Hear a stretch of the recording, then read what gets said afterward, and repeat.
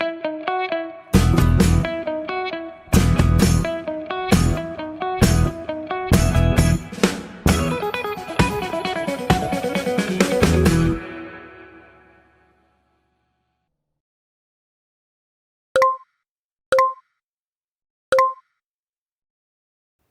ప్రార్థన అనే కార్యక్రమానికి ప్రియ తల్లులందరికీ స్వాగతం. ప్రియులరా, ఈరోజు 23వ రోజు దేవుని వాక్యాన్ని మనం ధ్యానిస్తూ ఉన్నాం. కీర్తన 127 4వ వచనాన్ని మనం చూస్తున్నాం. ఇది సొలొమోను యాత్ర కీర్తన అని మనం చదువుతున్నాం. దేవుని మీద నమ్మకం అని హెడ్డింగ్ చదువుతున్నాం.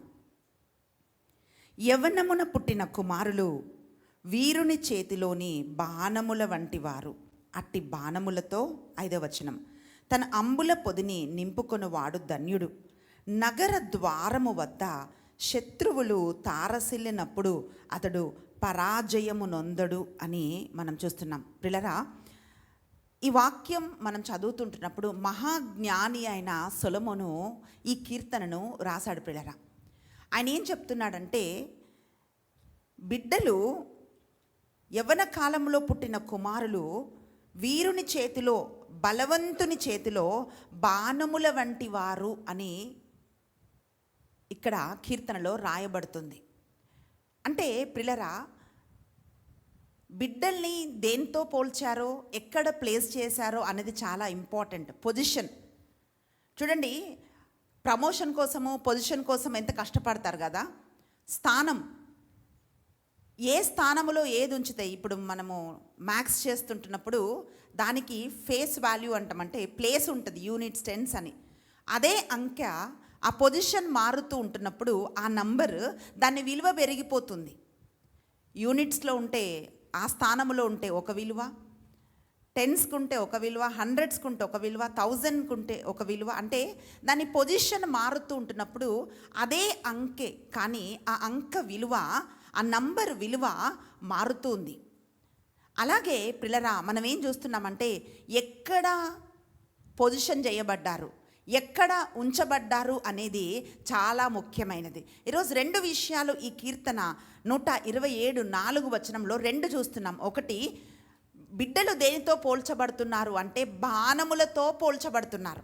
రెండవదిగా ఎక్కడున్నారు అని అంటే బలవంతుని చేతిలో, వీరుని చేతిలో అని మనం చదువుతున్నాం. చూడండి, యుద్ధం చేయడం రానివాడికి ఎన్ని విల్లులున్నా, ఎన్ని బాణాలున్నా, ఎన్ని ఆయుధాలున్నా ఏం చేయలేడు.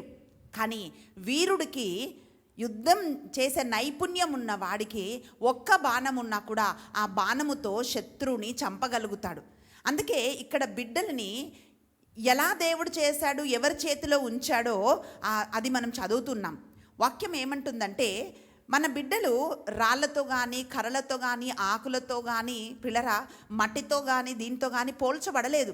బైబిల్లో ఒక్కొక్కటిగా బిడ్డల్ని ఎలా దేవుని వాక్యం చూపిస్తుందో మనం చదువుతుంటున్నప్పుడు ఈరోజు బిడ్డలు బాణముల వంటి వాళ్ళు అని మనం చదువుతున్నాం. అలా పోల్చడానికి గల కారణం ఏంటంటే పిల్లరా, మన బిడ్డలు ఎదురు తిరగని వాళ్ళు కాదు. అంటే మనుషులెవరు హింసించినా, ఎన్ని ఇబ్బందులు వచ్చినా, ఏ వచ్చినా అక్కడే పడి ఉండి బ్రతకడానికి ఎదురు తిరగడం అంటే it is not in a negative sense. ఇప్పుడు కొంతమందికి మర్యాద ఉండకుండా, కొంతమందికి పిల్లరా చిన్న పెద్ద లేకుంటున్నప్పుడు తిరగబడి ఇష్టానుసారంగా బిహేవ్ చేస్తూ మాట్లాడుతుంటారు. తిరగబడటం అంటే నేను దాని గురించి చెప్పట్లేదు పిల్లరా. అపవాది వారిని అనగదొక్కుతున్నప్పుడు, పరిస్థితుల్లో వారిని అనగదొక్కుతున్నప్పుడు, నేను ఇట్లాగే ఉండాలే, ఇంతేలే అని అక్కడే కాంప్రమైజ్ అయిపోయి బ్రతకకుండా పరిస్థితులకు ఎదురు నిలబడి పోరాటం చేసి ముందుకెళ్ళే వాళ్ళలాగా దేవుని బిడ్డలని పిలిచాడు పిల్లరా. అంటే ప్యాసివ్గా ఒకే స్థితిలో అక్కడే వాళ్ళు ఉండడానికి కాదు దేవుడు వాళ్ళని పిలిచింది.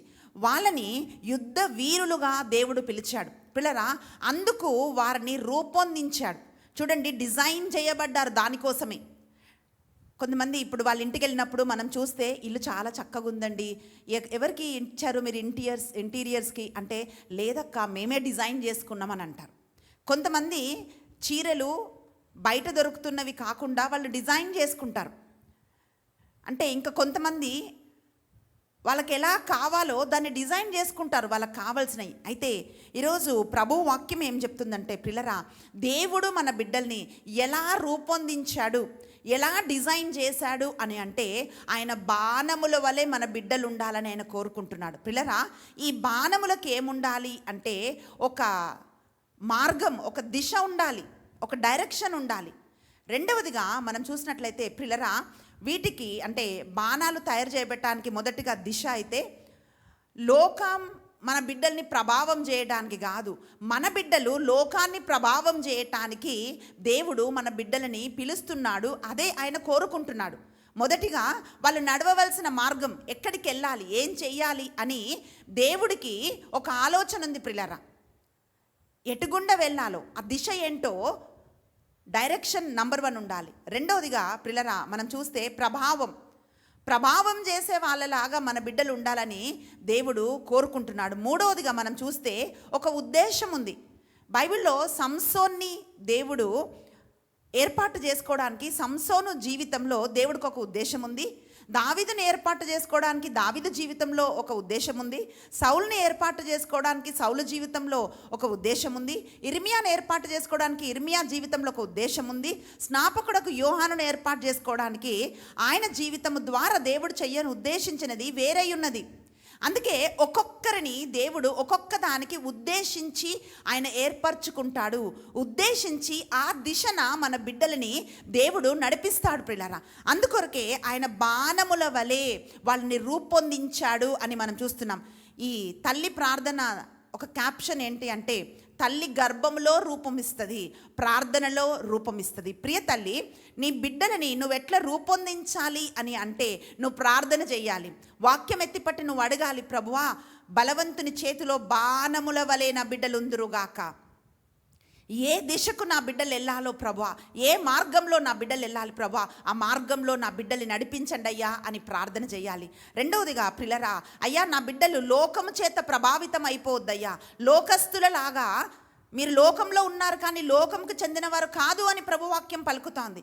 లోకస్తులాగా మా బిడ్డలు మార్చబడొద్దయ్యా, మా బిడ్డలే లోకాన్ని ప్రభావం చేసి లోకాన్ని నీ వైపుకు నడిపించే వాళ్ళుగా నా బిడ్డల్ని దీవించండి అయ్యా అని తల్లి పిల్లరా ప్రార్థన చెయ్యాలి. మూడోదిగా దేవుని ఉద్దేశము మన బిడ్డల జీవితంలో నెరవేర్చబడటానికి ఒక తల్లిగా అన్ని విధాలుగా మనం సహకరించాలి. తల్లి మరియ ఎట్లా రక్షణ ప్రణాళికలో నిలబడ్డదో, ఎలిజబెత్ అమ్మ ఎలాగైతే స్నాపకుడకు యోహానుతో నిలబడ్డదో, మనోహ భార్య అంటే సంసోను తల్లి ఎలాగైతే సంసోనుతో నిలబడ్డదో, సెరేయు ఎలాగైతే యుద్ధ వీరులుగా తయారు చేయడానికి పిల్లరా దావీదు సైన్యం కోసం సెరేయు ఎట్లా నిలబడ్డదో, అలాగే ప్రతి తల్లి వాళ్ళ బిడ్డల జీవితంలో ఉద్దేశం నెరవేర్చబడటానికి నిలబడాలి అని దేవుడు కోరుకుంటున్నాడు పిల్లరా. అయితే తల్లి ఒక ప్రధానమైన పాత్ర పోషిస్తుంది బిడ్డలని రూపొందించటానికి, గురిపెట్టటానికి, వాళ్ళని విడుదల చేయటానికి. బాణం తయారు చేసి ఆయుధం తయారు చేసి ఊరికే పెట్టుకోరు, అది రూపొందించటానికి పిల్లరా ఒక ఉద్దేశం ఉంటుంది.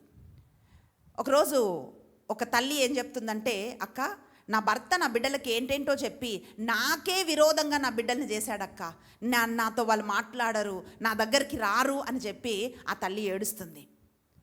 ఇంకొక తండ్రి చెప్తున్నాడు, నేను ఏదో చిన్న చిన్న పొరపాట్లు చేశాను, అది ఎప్పుడో అంత అయిపోయింది, ఇప్పుడు నాకు ఇంత ఏజ్ వచ్చింది, నా బిడ్డలు నాతో మాట్లాడరు, వాళ్ళ అమ్మ ఏం చెప్తే అదే. అంటే తల్లి సొంత బిడ్డలనే తండ్రికి విరోధంగా తయారు చేసింది.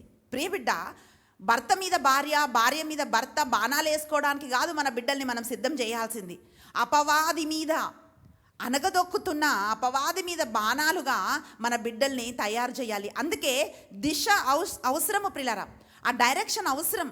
ఈ బాణం ఎవరి మీద వేయాలి అని చెప్పి తల్లికి తెలియాలి. అందుకే వాక్యం ఏం పలుకుతుంది అనంటే, ఈ బాణాలు మనకు ఏం నేర్పిస్తున్నాయి అని మనం చూస్తే యెషయా గ్రంథము 49వ అధ్యాయము 2వ వచనంలో వాక్యం ఇట్లా పలుకుతుంది, ఆయన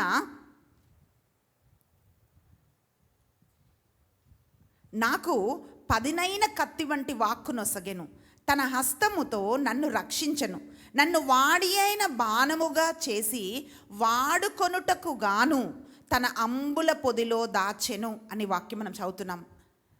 యెషగ్రంథము 49వ అధ్యాయము 2వ వచనంలో పిల్లరా మనం చదివిన వాక్యం ఏమిటి అంటే, ఆయన నాకు పదునైన కత్తి వంటి వాక్కునొసగాడంట. ఎలాంటి పదునైన కత్తి? తన హస్తముతో నన్ను రక్షించను, నన్ను వాడి అయిన బాణముగా చేసి వాడుకొనుటకు. మొండి బాణము కాదండి, వాడి అయిన బాణము. వాడుకోవడానికే రూపొందిస్తాడు దేవుడు. వాడుకోవడానికే దేవుడు మన బిడ్డల్ని మనకిచ్చాడు పిల్లరా. అంటే వాక్యం ఏం పలుకుతుందంటే, బాణముగా వాడుకొనుటకు తన అంబుల పొదిలో ఆయన దాచాడంట. కనుక ప్రియ బిడ్డ, ఈరోజు మొట్టమొదటిగా మనం ఏం ఆలోచించాలి అంటే, ఎందుకు ఈ ఆయుధము రూపొందించబడిందో మనకు తెలియాలి. అది రెడీమేడ్గా దొరకదండి, రూపొందించబడ్డది. వాక్యంలో మనం చదివాం అంటే తయారు చేయబడాలి. వాళ్ళని దేవుని వాక్కుతో ప్రార్థనలో బిడ్డలు సిద్ధం చేయబడాలి పిల్లరా. సమూవేల్ని మనము చూసినట్లయితే, అన్న దేవునికి సమూవేల్ని సమర్పించింది. ఏలి ఆయనకు బోధించాడు. తల్లి సమర్పణ ద్వారా, తల్లి ప్రార్థన ద్వారా, ఏలి నడిపింపు ద్వారా సమూవేలు గొప్ప ప్రవక్తగా నిలబడ్డాడు. పిల్లరా, ఈరోజు మన బిడ్డలని మనము ప్రార్థనలో రూపొందించాలి, ప్రార్థనలో వాళ్ళను తయారు చేయాలి. అప్పుడే, అంటే రెడీమేడ్గా దొరికేవి కాదండి. ప్రతి బిడ్డలు కూడా నేర్చుకుంటూ వాళ్ళు ముందుకెళ్తారు. సో ఒక తల్లి రూపొందించాలి, నడిపించాలి, వాళ్ళని గైడ్ చేయాలి అని వాక్యం తెలియజేస్తుంది. రెండవదిగా పిల్లరా, సామెతల గ్రంథము 22వ అధ్యాయము 6వ వచనం మనం చూసినట్లయితే వాక్యం ఏం పలుకుతుందంటే, సామెతల గ్రంథము 22వ అధ్యాయము 6వ వచనం, బాలుడు నడవవలసిన త్రోవను వానికి నేర్పుము, వాడు పెద్దవాడైనప్పుడు దాని నుండి తొలగిపోడు అనే వాక్యం తెలియజేస్తుంది. చిన్నప్పటి నుండే బిడ్డని ట్రైన్ చేస్తే వాడు నడవవలసిన మార్గం, అంటే నడవలసిన మార్గాలు ఉన్నాయి, నడవకూడని మార్గాలు ఉన్నాయి. నడవకూడని మార్గంలో వెళ్ళినప్పుడు పిల్లరా, మనము కీర్తన 91లో మనం ఏం చూస్తున్నామంటే, వేట కాని ఉరిలో నుండి, అంటే అపవాది వలలు వేస్తుంటాడు బిడ్డల్ని పట్టుకోవడానికి. ఒకవేళ వెళ్ళకూడని ఒక దారిలో వెళ్ళినట్లయితే పిల్లరా, ఆ వేట కాని ఉరిలో మన బిడ్డలు చిక్కుకుంటారు. కనుక వాళ్ళు నడవవలసిన మార్గమును చిన్నప్పటి నుండే, ఇది దేవుని చిత్తం కాదు, మనము దేవుని బిడ్డలం కనుక ఇది ఇలా చేయకూడదు, ఇలా మాట్లాడకూడదు అని పిల్లరా మనం అలా నేర్పించాలి పిల్లలకు. అప్పుడు వాక్యం ఏం పలుకుతుందంటే, పెద్దవాడైనప్పుడు వాడు దాని మార్గము గుండా వాడు తొలగిపోడు. పిల్లరా చూడండి, కొంతమందికి తినేటప్పుడు ప్రార్థన చేసే ఒక అలవాటు ఉంటుంది. చిన్నప్పుడు తల్లి నేర్పిస్తుంది. వాళ్ళు పెద్దగా అయినప్పుడు కూడా అన్నం తింటున్నప్పుడు ప్రార్థన చేయకుండా అన్నం తినరు. కొంతమంది పడుకునేటప్పుడు ఖచ్చితంగా ఆ పడక మీద పడుకోనైనా సరే దేవుడికి థ్యాంక్స్ చెప్తారు, హృదయంలో అయినా. అంటే అది చిన్నప్పటి నుండి అలవాటు అయిపోయింది. తల్లి నేర్పిస్తుంది, నానా ఈ రోజంతా దేవుడు నిన్ను కాపాడాడు కదా, when you go to bed, నువ్వు పడుకోవడానికి వెళ్తున్నప్పుడు దేవునికి నువ్వు థ్యాంక్స్ చెప్పాలి, నిన్ను కాపాడిన దేవుని నువ్వు జ్ఞాపకం చేసుకోవాలి అని చెప్పి తల్లి బిడ్డలకు నేర్పిస్తే పిల్లరా, వాళ్ళు చిన్నప్పటి నుండే అది అలవాటుగా మారిపోతుంది. వాళ్ళు పెద్దవాళ్ళు అయినప్పుడు ఎప్పుడు చిన్నప్పుడు నేర్చుకునే పద్ధతులు పెద్దగా అయినప్పుడు అవి పోవండి. అందుకే పెద్దలు చెప్తుంటారు కదా, మొక్కై వంగనిదే మానై వంగదంట. చిన్నప్పుడే అందుకే మొక్కల్ని ఎక్కడ వంచాలో అప్పుడే వంచేస్తారు, పెద్దగా అయినప్పుడు వంచేస్తే అవి విరిగిపోతాయి. కనుక వాక్యం ఏం పలుకుతుందంటే, బాలుడు నడవవలసిన త్రోవని, మాట్లాడవలసిన తీరుని వాళ్ళకు నేర్పించాలి. ఒక సహోదరి వాళ్ళ బాబు అన్నమాట, వాడు ఒక 6th క్లాస్ అట్లా ఉన్నాడు. ఇద్దరు వాళ్ళు నాకు చాలా క్లోజ్ అనమాట. సో వాడు మాట్లాడుతుంటున్నప్పుడు పెద్ద పెద్ద మాటలు మాట్లాడుతున్నాడు. అంటే వాడి వయసుకు మించిన మాటలు, పిట్ట కొంచెం కూత ఘనం అంటారు కదండి, అట్లా పెద్ద పెద్ద మాటలు మాట్లాడుతున్నాడు. అయితే నేను చెప్పాను, ఆమె వెల్ విషర్గా నేను అన్నాను, చూడమ్మా వీడు ఇంత పెద్ద పెద్ద మాటలు మాట్లాడడం ఇది కరెక్ట్ కాదు, వీడు వయసు ఎంతో, వయసుకు తగ్గట్టు మాటలు మాట్లాడాడు అనుకోండి, అది బాగుంది అని చెప్పి నేను ఆ సహోదరికి చెప్పాను. ఆ అబ్బాయికి కూడా చెప్పాను, ఇలా మాట్లాడకూడదు, నువ్వు ఇలా మాట్లాడితే ఎవరు నిన్ను చేరదీయరు, తర్వాత నిన్ను అందరూ అవాయిడ్ చేస్తారు. అందుకే ఆ అబ్బాయి వాడికి కౌన్సిలింగ్ ఇచ్చేటప్పుడు నేను ఈ మాట చెప్పాను.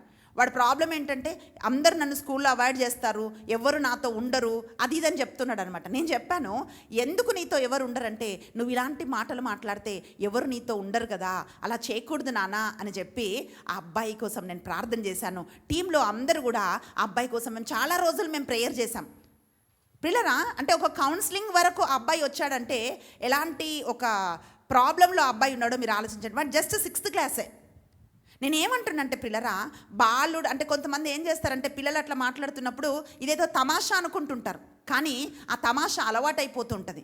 కనుక బాలుడు నడవవలసిన త్రోవను వాడుకు చిన్నప్పుడే నేర్పిస్తే పెద్దవాడైనప్పుడు వాడు దాని నుండి తొలగిపోడు అని వాక్యము పలుకుతోంది. అంటే ఆ దిశ ఎక్కడికి వెళ్ళాలి, మనం ఎటువైపు వెళ్ళాలి అని చెప్పి తల్లి బిడ్డల్ని నడిపించాలి. పిల్లరా, మనం వాక్యంలో మనం చూస్తున్నాము, మొదటి రాజుల దినచర్యలు 2వ అధ్యాయము 16వ వచనంలో మనం చూస్తే పిల్లరా, చూడండి, గైడెన్స్ మనం ఎక్కువ ఎప్పుడు ఇస్తామంటే వాళ్ళ కెరియర్ లేక పెళ్ళి, ఏమైనా లోక సంబంధమైన వాటికి ఇటువైపు వెళ్తే ఇది తీసుకుంటే ఇట్లా ఉద్యోగం వస్తుంది, ఇది తీసుకుంటే నువ్వు తొందరగా సెటిల్ అవ్వలేవు, నువ్వు ఇలా చేయాలి అలా చేయాలి అని చెప్పి బిడ్డలు డైరెక్షన్ కోసం అటు ఇటు వెళ్తూ ఉంటారు. తల్లులు కూడా దానికోసం తాపత్రయపడుతుంటారు. కానీ వాక్యం ఏం చెప్తుందంటే కేవలము ఉద్యోగాలు వివాహాలు మాత్రమే కాదు, దానికంటే గొప్పదైన పిలుపుతో దేవుడు మన బిడ్డల్ని పిలిచాడు, మనల్ని పిలిచాడు పిల్లారా. కనుక మనం వాళ్ళని ఏం చేయాలంటే సరి అయిన దిశలోకి మనం వాళ్ళని నడిపించాలి. ఎలిజబెత్ అమ్మ మనం చూస్తే, జకర్యా ఎలిజబెత్ అమ్మలు స్నాపకుడకు యోహాను జీవితంలో ఒక ప్రణాళిక ఉంది. ఆయన మార్గం సిద్ధం చేసేవాడుగా ఉన్నాడు కనుక ఆ దిశలో తన బిడ్డను నడిపించాడు. సెరేయును మనం చూసినట్లయితే ప్రియులరా, మనం ఇప్పుడు చదివాము మొదటి రాజుల దిన చర్యలలో 2వ అధ్యాయం 16వ వచనంలో మనం చూస్తే అక్కడ సెరేయు కుమారులు అని ముగ్గురిని మనం చూస్తున్నాం, యోవాబు, అబిషయి, ఆషాయేలు అని. అయితే వాళ్ళని చూసినప్పుడల్లా సెరేయు కుమారులు అని పిలుస్తున్నారు ఆమెను. ఎందుకంటే ప్రియులరా, ఇజ్రాయేలు దీపమైన దావీదును కాపాడటానికి తన బిడ్డలని ఆమె సిద్ధం చేసింది. ఎందుకంటే ఆమె అన్నదమ్ములు కూడా సౌలు సైన్యములో సోల్జర్స్ లాగా, సైనికుల్లాగా వాళ్ళు ఉన్నారు. కనుక తన కొడుకులకు ఆమె పిరికితనం నూరిపోయలేదు. కానీ దావీదు సైన్యములో ఇజ్రాయేలు ప్రజలకు విరోధంగా లేచిన విరోధులతో పోరాడటానికి సెరేయు తన కుమారులను సిద్ధం చేసింది. మొదటిగా పిల్లరా, చాలా జాగ్రత్తగా ఆ ఆయుధాన్ని లేక ఆ బాణాన్ని సిద్ధం చేయాలి ప్రార్థనలో, దేవుని వాక్కులో నడిపించడం ద్వారా. రెండవదిగా మనం ఏం చూస్తున్నామంటే ఉద్దేశం, ఏ దిశగా వెళ్ళాలో ఆ దిశలో మన బిడ్డల్ని నడిపించాలి. మూడవదిగా ప్రియులరా, బాణము చేతిలో ఉంటే మనం దాన్ని వదలకపోతే విరోధి పైకి అది వెళ్ళదు. అందుకే ఉపదేశకుడు గ్రంథము 11వ అధ్యాయము 1వ వచనంలో మనం ఏం చూస్తున్నామంటే, నీ చేతిలో ఉన్న ఆహారాన్ని నువ్వు నీళ్ళ మీద వేయుము, తర్వాత అది నువ్వు తిరిగి పొందుకుంటావు అని ఉపదేశకుడు 11:1లో మనం చూస్తున్నాం. అంటే ఇది ఒక కరెక్ట్ ఇన్వెస్ట్మెంట్ అని మనం చూస్తున్నాం. ప్రియులరా, బాణము ఎప్పుడు అంటే ఆ విల్లులోంచే బాణాన్ని వదులుతారు కదా, ఆ విల్లుకి ఎప్పుడు బాణం అంటి పెట్టుకొని ఉంటే అది ముందుకు వెళ్ళలేదు. కొంతమంది ఏం చేస్తారంటే చూడండి, ఆ విల్లుకి బాణం ఇలా గట్టిగా పట్టుకొని పెట్టారనుకోండి, అది ముందుకు వెళ్తుందా? ముందుకు వెళ్ళదు. కొంతమంది తల్లులు బిడ్డలకి బ్లాక్ అయిపోతారు, నడిపించవలసిన వాళ్ళు సరిగా వాళ్ళు నడిపించలేకపోతారు. అంటే బిడ్డల కంటే ముందు వీళ్ళే భయపడుతుంటారు. అంటే అటు వెళ్తే ఏమవుతుంది, ఇటు వెళ్తే ఏమవుతుంది అని చెప్పి వాళ్ళని గట్టిగా పట్టుకోవటం ద్వారా వాళ్ళు ఎదగలేకపోతారు పిల్లరా. అంటే అక్కడే వాళ్ళు ఉండిపోతారు. ఈరోజు ప్రియ తల్లి, నువ్వేం ఆలోచించాలి అని అంటే, నాకు ఒక సహోదరి తెలుసు, ఆమెకి ఎంత భయం అంటే ఆ బిడ్డల పట్ల చాలా భయపడుతుంటుంది. అయితే నేను చెప్పాను, ప్రతి ఒక చిన్నదానికి ఎందుకమ్మా ఇంత భయపడతావు, దేవుడు ఉన్నాడు కదా, నువ్వు ఇంత ప్రార్థన చేస్తావు కదా అని చెప్పి ఒకరోజు నేను నా సహోదరితో చెప్పాను. పిల్లరా, నేను ఎందుకు ఈ మాట చెప్తున్నానంటే, తల్లి ఆ బాణాన్ని విడుదల చేయాలి, ఆమె గురిపెట్టి విడుదల చేయాలి. కానీ ఎప్పుడైతే ఇలా గట్టిగా బిడ్డల్ని పట్టేసుకొని బయటికి వెళ్ళనీయకుండా ఏం నేర్చుకోకుండా తల్లి ఒక బ్లాక్ లాగా మారిపోతుందో, అప్పుడు విరోధి పైకి ఆ బాణం వెళ్ళలేదు. ఇంకా కొంతమంది అంటే ఇది ఒకటి, టైట్గా పట్టుకుంటే ఆ బాణం ముందుకు వెళ్ళదు. రెండోదిగా ఇలా లూజ్గా పట్టుకుంటే చేతిలోంచి జారదు, అక్కడే పడుతుంది. ఇంకొంతమంది తల్లులు ఎట్లా అంటే వాళ్ళని విచ్చలవిడిగా విడిచిపెట్టేస్తారు. వాళ్ళు ఏం తప్పు చేసినా వాళ్ళని ఒక దెబ్బ కొట్టరు, ఒక మాట అనరు. వాళ్ళు ఏం చేసినా సరే చూస్తూ ఉంటారు.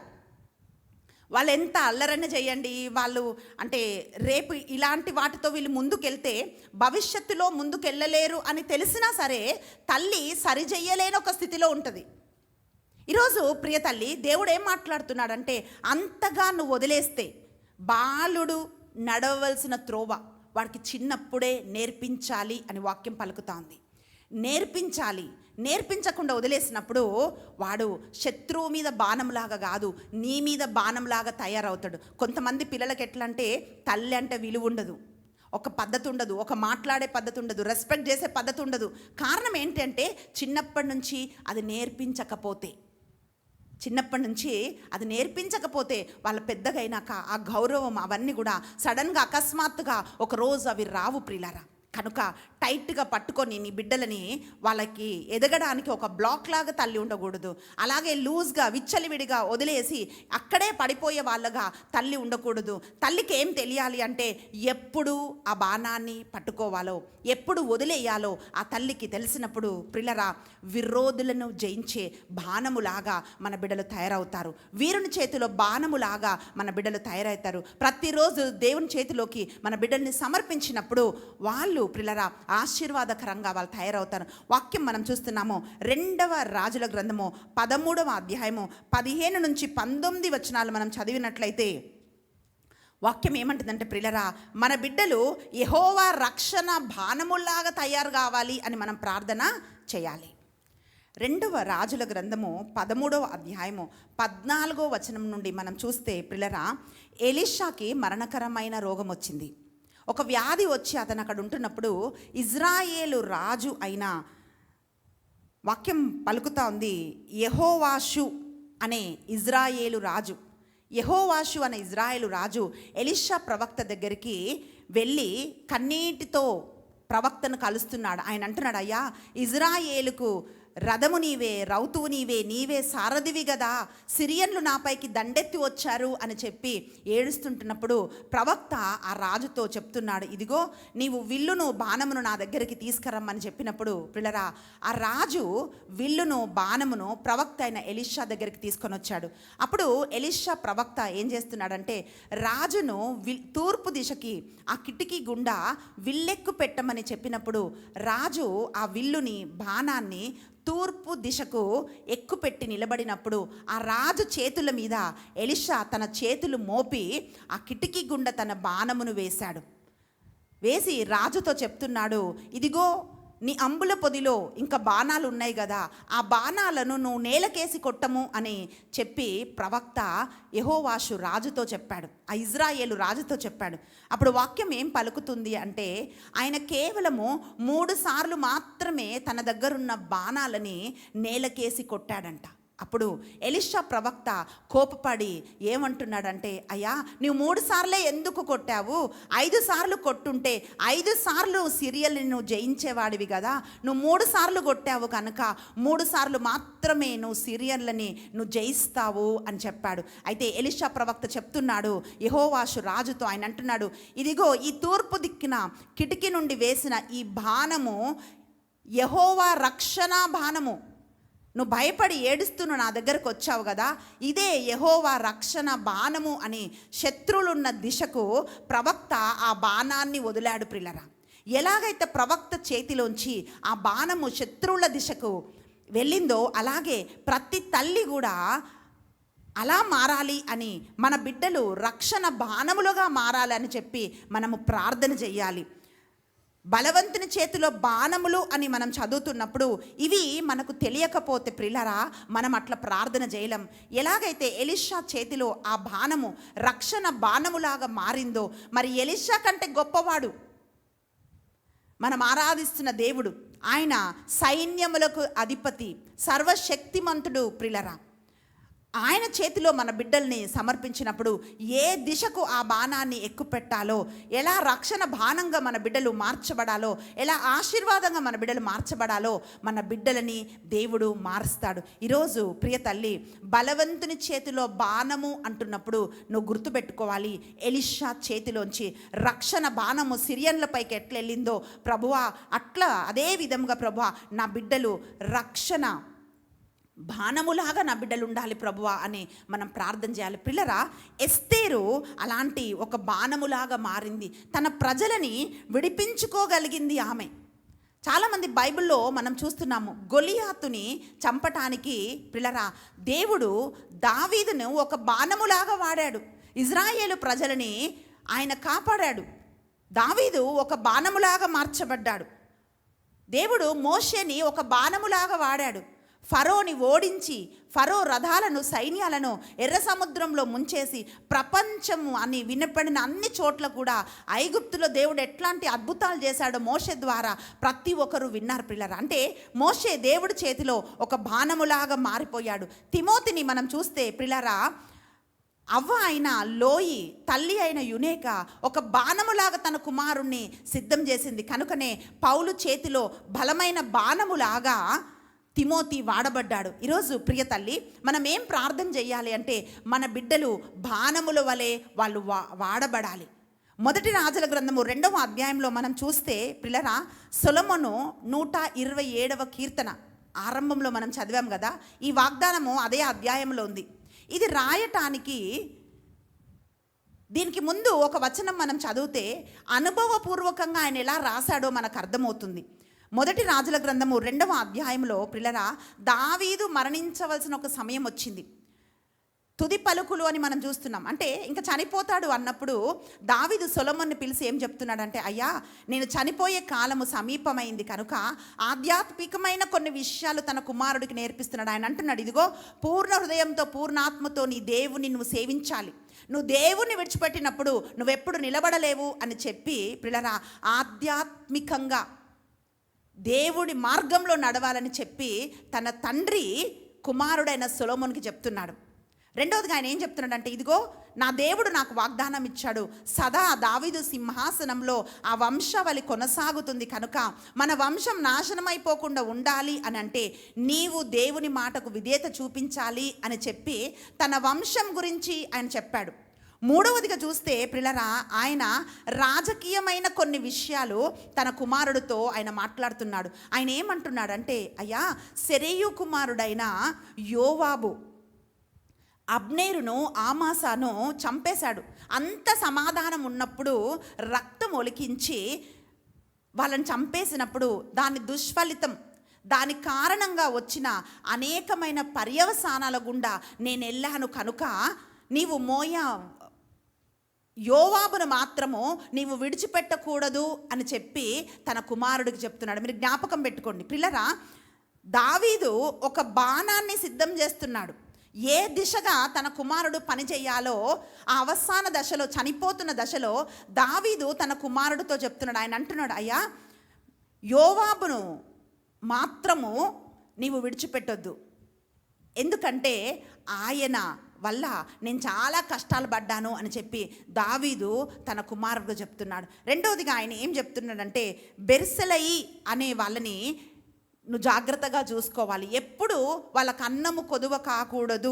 మొదటి రాజుల గ్రంథము 2వ అధ్యాయము 5-6 వచనాలు, అలాగే 7వ వచనంలో చూస్తే పిల్లరా, ఎవరైతే తనకు మేలు చేశారో మేలు చేసిన వారికి నువ్వు మేలు చేయాలి, వాళ్ళకెప్పుడు ఆహారం తక్కువ కావద్దు, కొరత తక్కువ కావద్దు, రాజు తినే బల్లపై నుంచి అవన్నీ పంపించాలని చెప్పి సొలొమోనుకు దావీదు మహారాజు చెప్తున్నాడు. చిట్ట చివరిగా ఆయన ఏం చెప్తున్నాడు అంటే పిల్లరా, 8 వచనాల నుంచి మనం చదివితే, షిమ్మీ అనే అతను అబ్షలోము చేతిలోంచి దావీదు పారిపోతున్నప్పుడు భయంకరంగా నన్ను అతను శపించాడు, కానీ అతన్ని నేను చంపను అని అతనికి నేను వాగ్దానం ఇచ్చాను, కానీ అతను నువ్వు మర్చిపోకూడదు, ప్రశాంతతతో ఆయన సమాధిని నువ్వు చేరనీయొద్దు, నువ్వు జ్ఞానం కలిగిన వాడవు, నీవు వివేకం కలిగిన వాడవు గనుక నువ్వేం చేస్తావో షిమ్మి విషయమై నీవు చేయాలి అని చెప్పి ఏ దిశకు తన కుమారుడు వెళ్ళాలో, రాజకీయంగా ఎట్లా నడవాలో, తన శత్రువుల గురించి, తన మిత్రుల గురించి, దేవుడి గురించి అన్ని విషయాలు దావీదు సొలొమోనుకు చెప్తున్నాడు. పిల్లరా, అదే అనుభవంతో కీర్తన 127లో ఆయన అంటున్నాడు, మన కుమారులు బలవంతుని చేతిలో బాణముల వంటి వారు, వీరుని చేతిలో బాణముల వంటి వారు అంటున్నాడు. ఎందుకంటే ఒక బాణములాగా దావీదు చేతిలో సొలొమోను వాడబడ్డాడు. పిల్లరా, ఆ దిశ చూపించబడ్డది. ఈరోజు మనం కూడా అదే ప్రార్థన చేయాలి. ప్రభువా, ఈరోజు ప్రియ తల్లి, ఎంతమంది నీకు పడని వాళ్ళు, నీ శత్రువులు నిన్ను, నీ బిడ్డలని అవమానిస్తున్నారేమో. ఇక్కడ పగ తీర్చుకోమని, వెళ్ళి కొట్టమని, తిట్టమని, అపాయం చేయమని కాదు బైబిల్ నేర్పిస్తుంది. బైబిల్ ఏం నేర్పిస్తుంది అని అంటే, శత్రువుల ముందు దేవుడు మనకు భోజనము సిద్ధపరుస్తాడు. మనం ప్రార్థన చేయాలి, మన బిడ్డలని ఆ దిశకు మనం నడిపించాలి. ప్రియులరా, వేటగాడు అని మనం అంటున్నప్పుడు, వేటగాళ్ళు ఏం చేస్తారంటే వేటాడి కొన్ని జంతువులను తీసుకొని వచ్చి, లేకపోతే అపాయం చేసే వాళ్ళగా వేటగాడు అని మనం కీర్తన 91లో మనం చదువుతున్నాం. ఇక్కడ తల్లులని వేటగాళ్ళుగా దేవుడు మారమని చెప్పట్లేదు, ఆయన ఆర్చరర్స్గా మారమని చెప్తున్నాడు. అంటే పిల్లరా, యుద్ధం చేసే వాళ్ళని అంటున్నాం, శత్రువులని ఓడించే వాళ్ళని ఆర్చరర్స్ అంటాం. అంటే ఎలా బాణం వేయాలి, వాళ్ళు బాణం వేసే వాళ్ళని అన్నమాట. తెలుగులో ధనుర్ధారి అంటున్నాం. అంటే ప్రతి ఒక్క తల్లి ధనుర్ధారిగా విల్లు ఎక్కుపెట్టి అపవాదం మీద మన బిడ్డలని పిల్లరా ఒక బాణములాగా వినియోగించాలి. యొకేబేద్ అదే చేసింది. మోషేని చంపాలి అనుకుంటున్నప్పుడు పిల్లరా, ఆ ఫరో రాజ్యానికి విరోధంగా ఒక ధనుర్ధారిలాగా తన కుమారుణ్ణి ఆమె సిద్ధం చేసింది. పిల్లరా, కనుక ఈరోజు ప్రతి ఒక్క తల్లి యొకేబేదులాగా, ధనుర్ధారిలాగా ఆ బలముగా ఆ బాణాలని బలవంతుని చేతిలోకి అర్పించినట్లయితే మన బిడ్డలు పిల్లరా, వాక్యం పలుకుతుంది, జయం ఇచ్చేవాళ్ళులాగా ఉంటారు. ఒక మాట అంటుంది కీర్తన 127:5 ఇట్లు పలుకుతుంది, అట్టి బాణములతో తన అంబుల పొదిని నింపుకొని వాడు ధన్యుడు. నగర ద్వారము వద్ద శత్రువులు తారసిల్లినప్పుడు అతడు పరాజయమునొందడు. శత్రువుల ముందు నువ్వు ఎప్పుడు కూడా పరాజయమునొందవు. ఒక సహోదరి నాతో ఏం చెప్తుందంటే, అక్క, మేము చాలా చాలా చిన్న ఇంట్లో ఉన్నాం అక్క, చాలా కష్టపడ్డాను అక్క, కానీ ఈరోజు నా కుమారుడు మంచి ఉద్యోగాలు చేస్తున్నాడు. కనుక ఆ ఇద్దరు బిడ్డలు ఉద్యోగాలు చేస్తున్నారు కాబట్టి లోన్ తీసుకొని ఒక చక్కటి ఇల్లుని ఆమెకు దేవుడిచ్చాడు. మా టీంలో ఉంది ఆమె. అయితే ఆ గృహప్రవేశానికి ఆ సహోదరి మమ్మల్ని పిలిచింది. వెళ్ళినప్పుడు ఆమె కళ్ళల్లో కన్నీళ్ళు వస్తున్నాయి. ఆమె ఏం చెప్తుందంటే, అక్క, ఈ రోజరీ టీమ్స్ ఆరంభమైనప్పుడు కరోనా సమయంలో పిల్లరా, ఆమె అంటుంది చాలా చిన్నిల్లు అన్నమాట.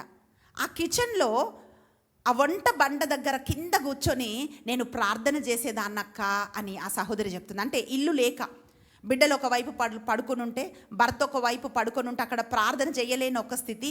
కనుక కిచెన్లో, చాలా చిన్న కిచెన్ అండి, నేను వాళ్ళ ఇంటికి వెళ్ళాను, చాలా చిన్న కిచెన్. అయితే ఆమె అంటుంది, ఆ వంట బండ దగ్గర కింద కూర్చొని నేను ప్రార్థన చేసేదాన్ని, కానీ ఈరోజు దేవుడు నా బిడ్డల్ని దీవించాడక్క, నేను చక్కటి ఇల్లు కొనుక్కున్నాను అన్నప్పుడు మేము ఆమె ఇంటి గృహప్రవేశానికి వెళ్ళినప్పుడు ఆ ఇల్లు చూసాము, ఈ ఇల్లు కూడా మేము చూసాం. పిల్లరా, ఎంత గొప్పగా దేవుడు ఆ సహోదరుని దీవించాడంటే ఆమెకు మాటలు లేవు, సంతోషానికి అవధులు లేవు. ఎవరైతే అవమానించారో, చూడండి, అవమానించటం ఎవరికి ఏం కొత్త కాదు, ప్రతి ఒక్క ఇంట్లో ఉంటుంది ఇది. ప్రతి ఒక్కరు ఎవరో ఒకరు ఏదో ఒక మాటలు అంటుంటారు. అయితే అటువంటి వారందరి ముందు గొప్పగా ఆ బిడ్డలని బాణాలలాగా దేవుడు వాడుకున్నాడు. పిల్లరా, ఈరోజు ప్రతి తల్లి ప్రార్థన చేయాలి, ప్రభువా, నా బిడ్డలు యెహోవా రక్షణ బాణములాగా మారాలయ్యా. దావీదుని గొలియాతు పైన వాడినట్లుగా, మోషేని ఫరో పైన వాడినట్లుగా, ఎస్తేరుని యూదులని విడిపించడానికి వాడినట్లుగా ప్రభా నా బిడ్డల్ని వాడయ్యా అని మనం ప్రార్థన చేయాలి. కళ్ళు మూసుకుందాం, మనం ప్రార్థన చేద్దాం. స్తోత్రము నాయన, పరిశుద్ధాత్ముడా, నా తండ్రి, నీకు వందనాలు అయ్యా. తల్లులుగా మేము ప్రార్థిస్తున్నాం నాయన. అయ్యా, మా బిడ్డలని ఎలా రూపొందించాలో మీరు జ్ఞానం దయచేయమని అడుగుతూ ప్రార్థిస్తున్నాం తండ్రి. పరిశుద్ధాత్ముడా, విశ్వాసము ద్వారా నాయన వాళ్ళని విడుదల చేయడానికి నీ కృపను మీరు దయచేయమని అడుగుతున్నాం. ప్రభు, నా బిడ్డలకు మీరు విజయం దయచేయండి నాయన. నీ చేతిలోకి మేము అర్పిస్తున్నాం. మీరు బలముగా నా బిడ్డల్ని వాడుకోండి అయ్యా. అయ్యా, నా బిడ్డలని ప్రభువా మీరు దీవించి వారి తల ఎత్తి మీరు నిలబెట్టమని యేసుక్రీస్తు బలమైన నామమున ప్రార్థించి అడిగి వేడుకుంటున్నాం తండ్రి. ఆమేన్. పిల్లరా, ప్రతి ఒక తల్లి ధనుర్ధారిగా బాణము విడిచే ఒక తల్లిలాగా యొకేబేదులాగా నిలబడాలని దేవుడు కోరుకుంటున్నాడు. దేవుడు మన బిడ్డలని బలవంతుని చేతిలో బాణముల వలె ఆయన దీవించునుగాక. శత్రువుల ముందు మనకు విజయము వాళ్ళు తీసుకొని వచ్చుదురుగాక. పిల్లరా, ఈ తల్లి ప్రార్థన అనే సిరీస్ మీకు ఆశీర్వాదకరంగా ఉంటే మీరు లైక్ చేయండి, కమెంట్ చేయండి, అందరికీ మీరు పంపించండి. మేము మీకోసం ప్రార్థిస్తున్నాము. మీరు ఈ ప్రోగ్రాం కొరకు మీరు ప్రార్థించండి. దేవుడు మిమ్మల్ని ప్రేమిస్తున్నాడు. God bless you.